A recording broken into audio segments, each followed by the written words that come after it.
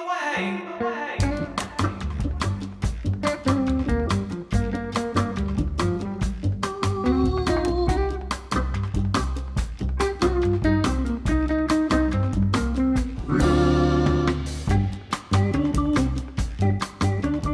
like a little extra time on here too. Got it. All right. Okay. All right. Welcome to the Leading the Way podcast. We are your hosts, Maza Zimmerman and Jay Alvarado. And on this show, we look at life through the lens of leadership. All right, let's just get right into it. Yep. Shall we? Like, Jump right into it. So last week we were talking about, was it bouncing back from setbacks? Yep. Right. And we started talking about a lot of things. I think we ended up with me talking about my divorce, which is a we big got thing. a little dark. Yeah, it got a little dark.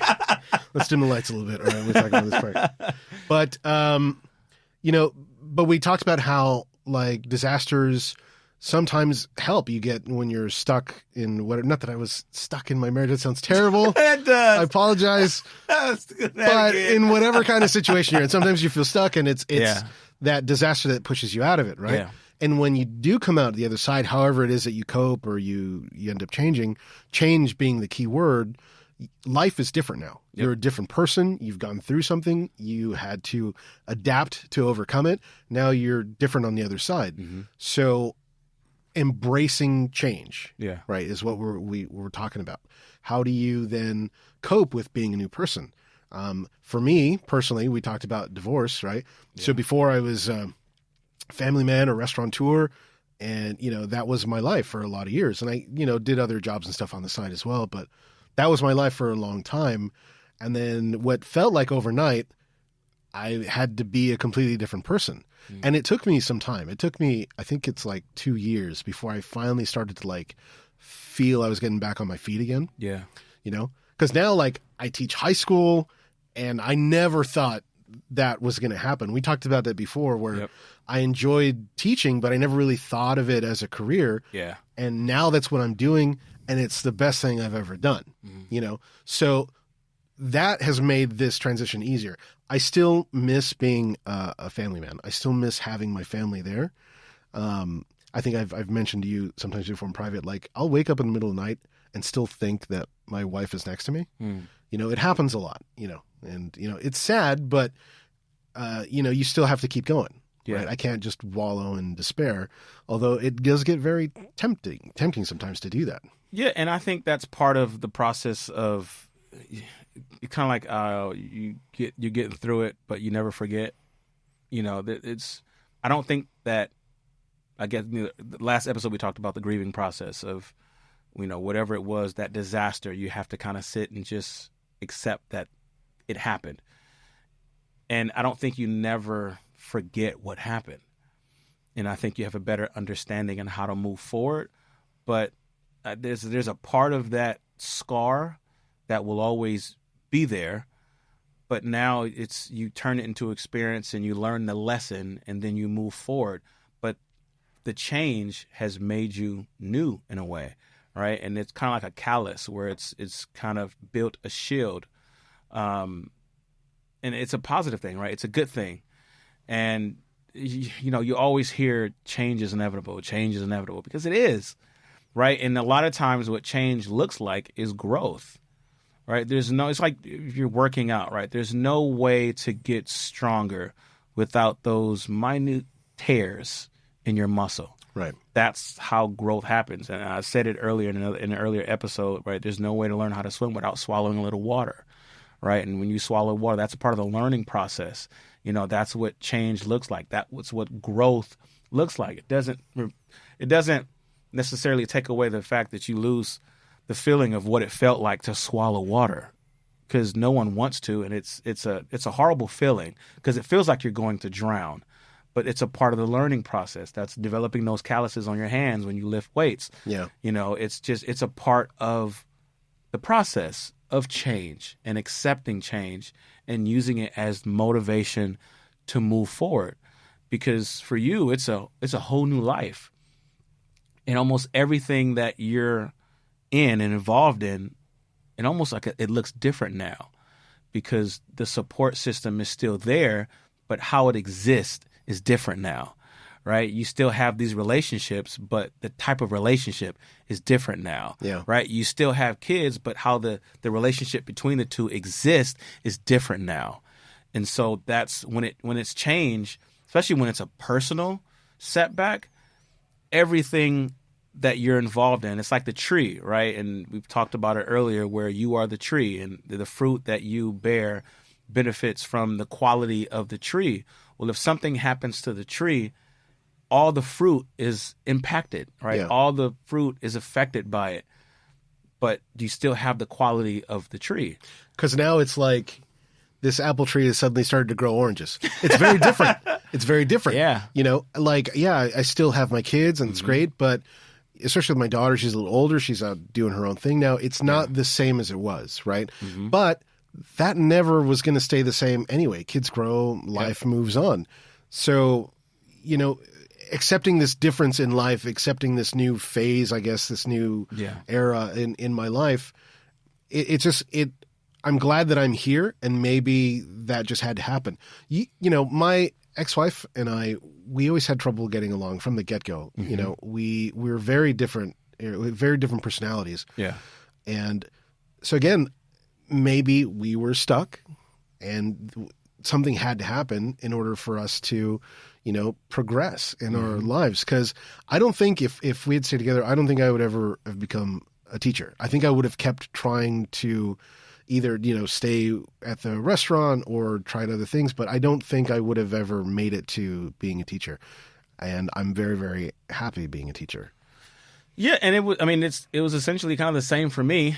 You know, when I failed that class over and over, music was my life. Yeah. Like, that was, anyone who knew me as a musician. I had probably 4 to 5 different things I was involved in, and 3 of those were things I was getting paid for, right? So I had like 3 to 4 jobs, and 2 to 3 of them were music-based. I was either in the choir or directing the choir or whatever, but it was all music. And then all of a sudden, something happens that could prevent the scope of my career and what people wanted from me from moving forward.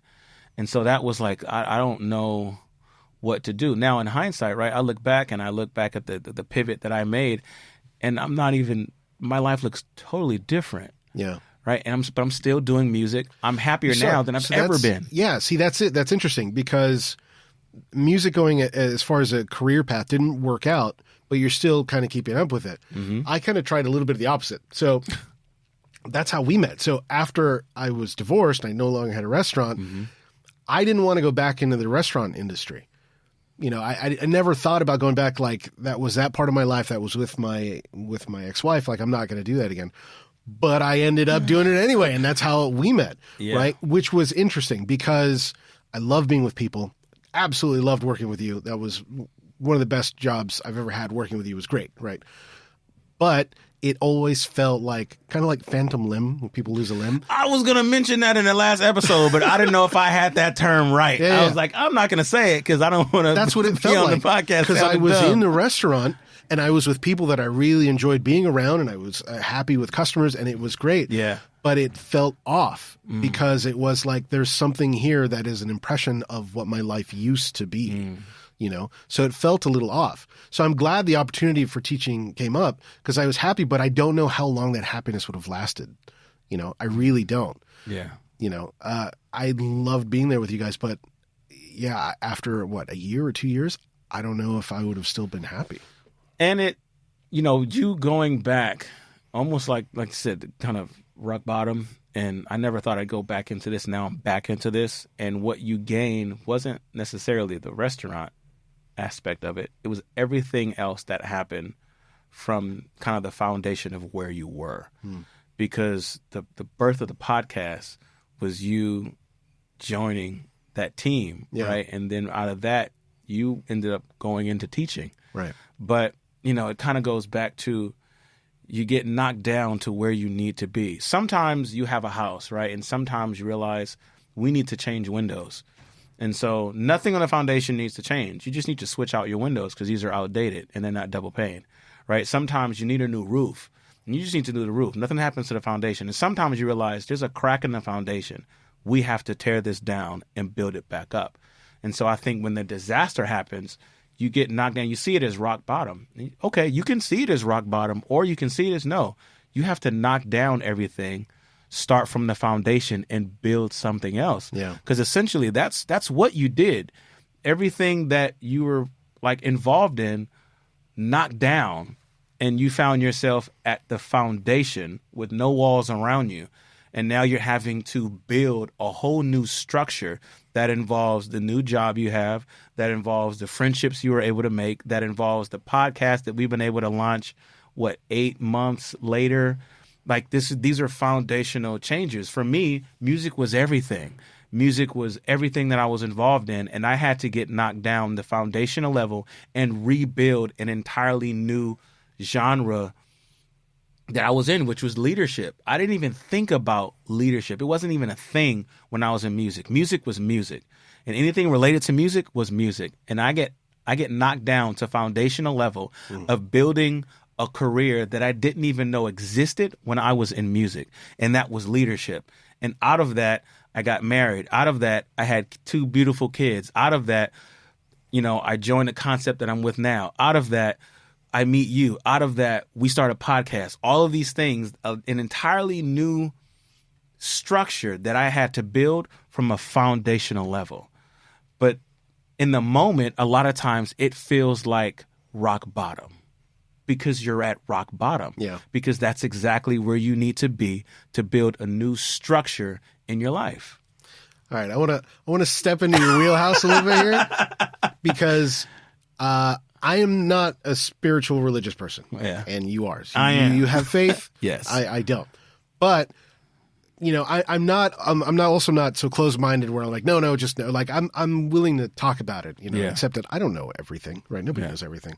But okay, so we're talking about rock bottom, things that had to happen, where I am now, and the road that led there. Like, did that have to happen? Was it meant to be? Was it fate? To meet you, to go into teaching, to start this podcast, like, there's a little thing there. Like, I know for you, being someone, who is spiritual, do you feel like all that stuff is kind of predestined, or is it just like, hey, I'm just going with the flow? That's you're going there. Okay. For me, yeah. Look, we're talking to the mass here, and I am a man of faith, and I am a believer. And so for me, it looks different from my perspective and where God led me, and ultimately everything birthed out of it. But you can also see it as if you walk into a new room, you have new doors, new opportunities. If you stay in the same room, when you walk out of that door, you're going to see the same place. You open the same door, it's going to be the same tree that was out there 5 years ago. Yeah. Right? And you've gotten yourself to rock bottom and you have to build a new structure. Well, with that new structure is new scope of opportunity, right? There's more doors that you can open to lead you to that next position or that next, say, marriage or that next, career opportunity. But you're building a new structure, and with new structure, new opportunities. You may not be a person of faith, right? But when you knock yourself down to rock bottom, you're building something new, and new comes with new opportunities. And some of that is discernment of, is this a good decision? Should I do that? And we talked about that in some earlier episodes where I'm not really sure what direction to go. I'm not really sure how to build a new structure. What do I do? Grab a hammer. Well, look, and new kind of goes with it, right? Because we keep talking about embracing change. New doesn't always mean better. No. And it doesn't even have to be 100%. So my life, aspects of my life now are much better than they were. Mm-hmm. Professionally, my life is a lot better than it was. I've had some great jobs over the years. I've done a lot of things. I started working really young. Yeah. But I've never felt as fulfilled in a job as I do now. Like, this is a career. I don't plan to go anywhere. I want to stay here till I retire.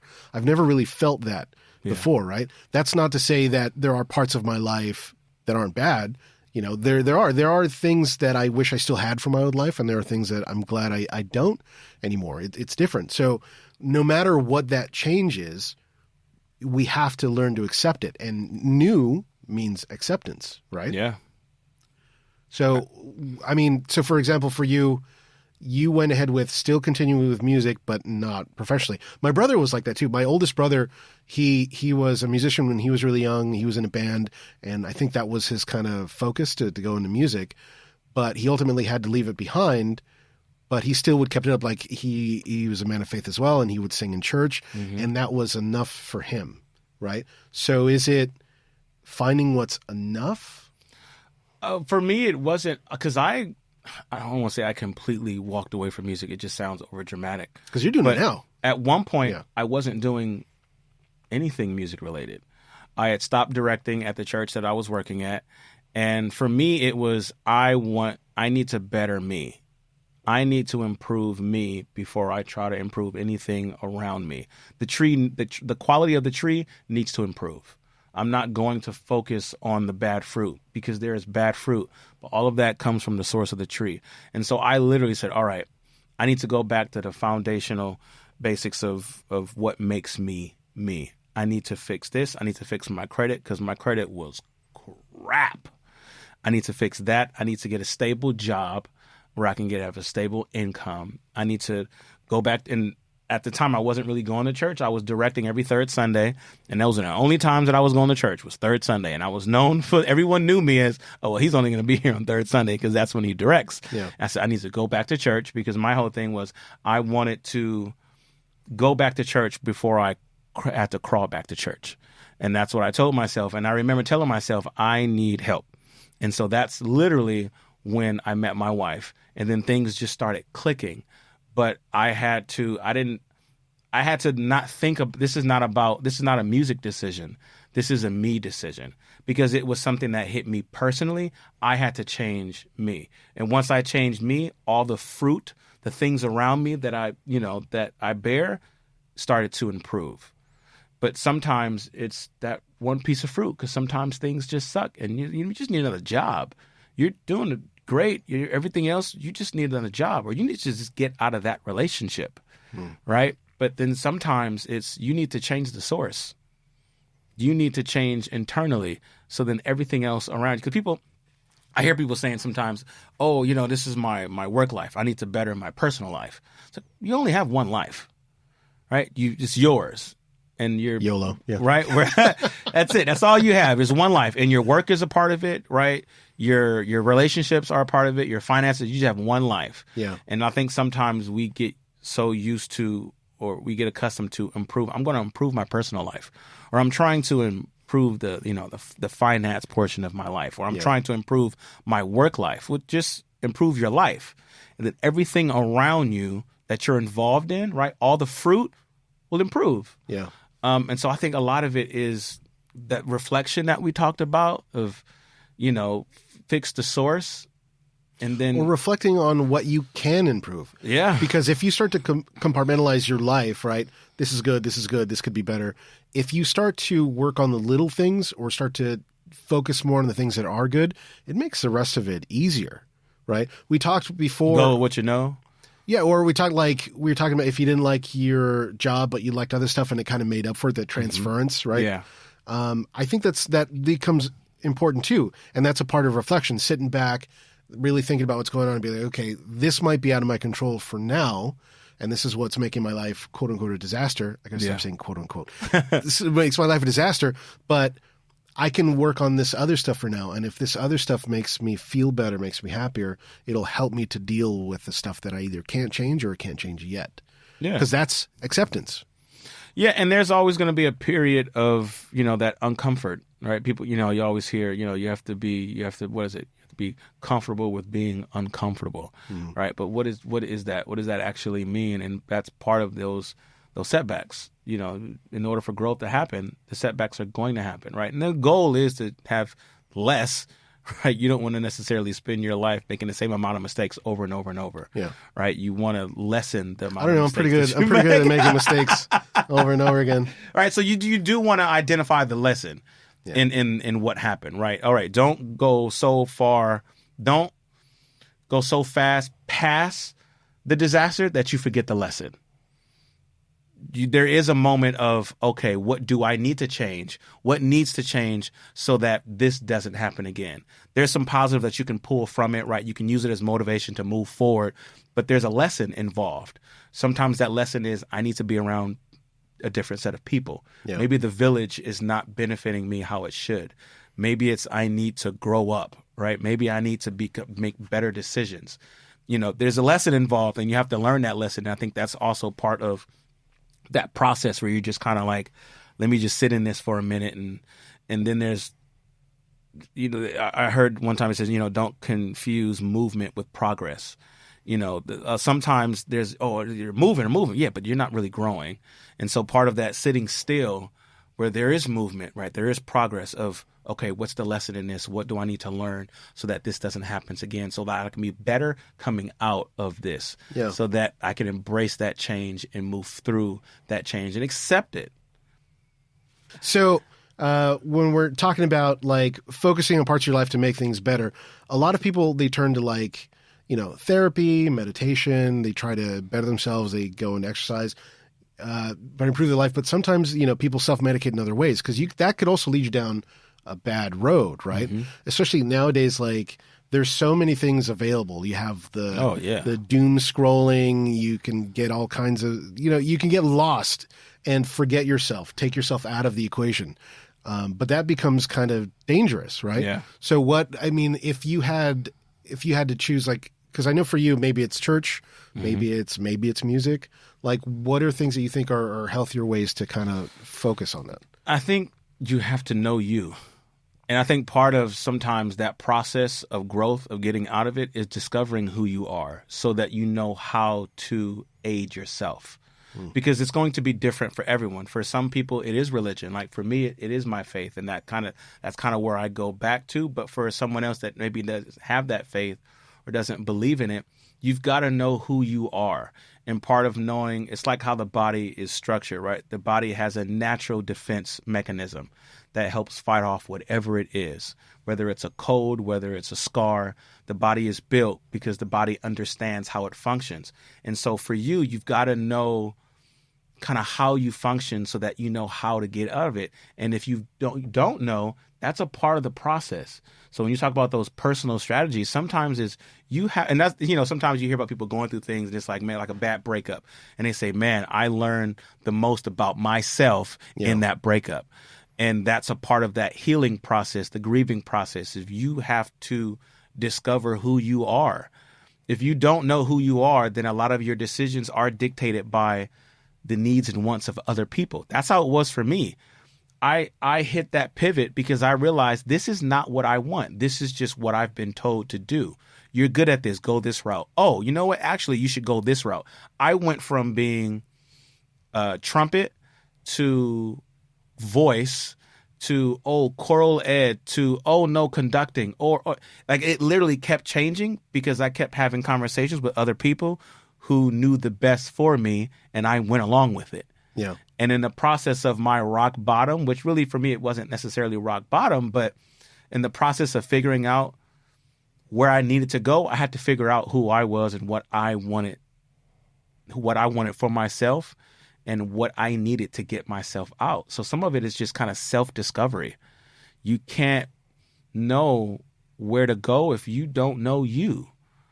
And so that's sometimes that's part of it. Maybe you do know. And so you go to therapy or you go to religion or you go to your village. You go to your, like I know someone, they call their mom. Something happens, they get on the phone with their mom and it helps them get out of it. But if you don't know you don't know what you need. And so I think that self-discovery, that's a part of it for some people. Maybe it's not external. Maybe it's you. You need to sit with you and figure out who you are. And in figuring out who you are, you figure out what you need to get out of this. And sometimes it takes a couple of days. Sometimes it takes a week. But that's what progress also looks like. It may not look like progress to everyone else. It may look like, you haven't done nothing yet. No, yeah. I'm doing a lot. You just can't see it. Small victories. Yeah, it's not, your victories may not look like victories to everyone around you. Yeah. That's something you have to accept.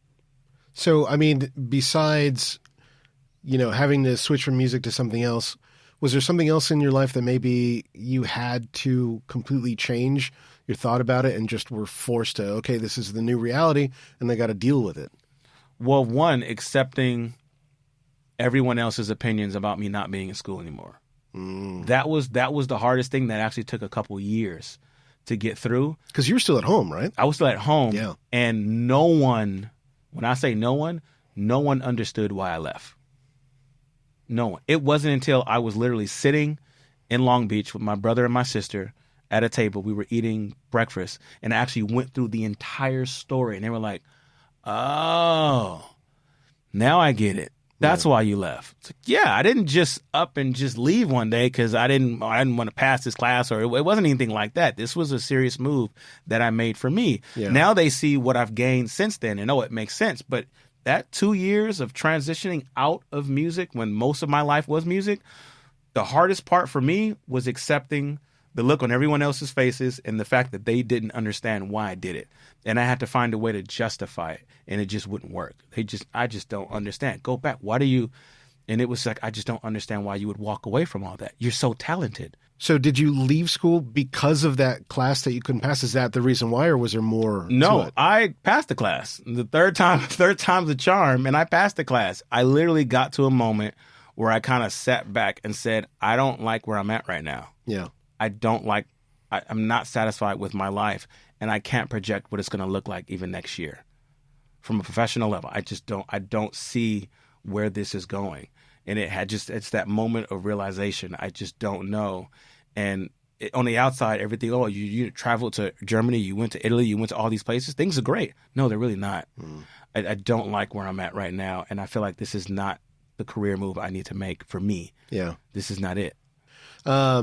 For me in college, I was there really young, and it was too much. The rest of my life was just not stable, and I couldn't do it. So I ended up not going back to college until I was 30, like many, many years later. Yeah. But you never thought about going back? I mean, I did. I thought about going back. I did go back for a minute, and I said, yes, I made the right decision in the first place. Yeah, it just wasn't for me. Right. It wasn't. And again, it was hard for other people to accept. And my life had changed so much by then. I was 2 kids, marriage. It just looked different, career, and it was like this isn't for me. Yeah. And I had to accept that again, kind of like confirmation. Okay, yeah, all of those moves I made were the right move. That's interesting. Maybe a good topic for another episode is living your path versus knowing your path. Wait, yeah. Isn't that from the movie The Matrix? Maybe. Okay. On the Matrix episode. Yeah. All right. But yeah, I think it's all the time we got. Yeah, it is. Yeah. So, thanks everybody. We'll see you next time. Yeah.